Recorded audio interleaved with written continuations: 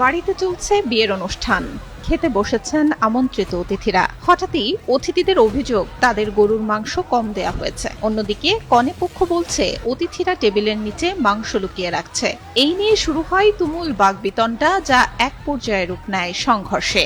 এতে আহত হন দুই পক্ষের অন্তত 10 জন। সোমবার বিকেল ৩টায় ফরিদপুরের ভাঙ্গা উপজেলার দেওড়া নয়াকান্দি গ্রামে এমন ঘটনা ঘটে। এলাকাবাসী জানান, ওই গ্রামের বাসিন্দা লাভলু শেখের মেয়ের বিয়ের অনুষ্ঠান চলছিল। সেই উপলক্ষে বরপক্ষ, আত্মীয় স্বজন ও গ্রামবাসীকে দাওয়াত দেয়া হয়। কনেপক্ষ ও তাদের আমন্ত্রিত অতিথিদের পাল্টাপাল্টি অভিযোগের এক পর্যায়ে শুরু হয় সংঘর্ষ। এতে উভয় পক্ষ লাঠিসোঁটা ও ইট পাটকেল নিয়ে একে অপরের উপর হামলা চালায়। এ সময় আহতদের উপজেলা স্বাস্থ্য কমপ্লেক্সে ভর্তি করা হয়। আনন্দ উৎসবের অনুষ্ঠানে এই ধরনের মাংস ভাগাভাগি নিয়ে, মাংস নিয়ে এই যে মারামারি ধরা হয়েছে, এইগুলো করার জন্য আমরা লজ্জিত এবং লোকজন সেগুলো আহত হয়েছে।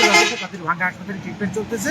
একটা বিয়ের অনুষ্ঠানে মাংস দেওয়া নিয়ে হয়তো কোনো ব্যক্তি একটু মাংস কম পাইছে, আবার খাইতে বা দিতে পারে, এই নিয়ে তুখোর গ্যান্দাম হয়েছে এবং বেশ কয়েকজন আহত হয়েছে। পুলিশ জানায়, সংঘর্ষ হয়েছে কনেপক্ষের সঙ্গে গ্রামবাসীর। বরপক্ষের কোনো ঝামেলা হয়নি। খবর পেয়ে পুলিশ ঘটনাস্থলে গিয়ে পরিস্থিতি স্বাভাবিক করলে বরপক্ষ আবার মেয়ের বাড়িতে আসে এবং বিয়ে সম্পন্ন হয়।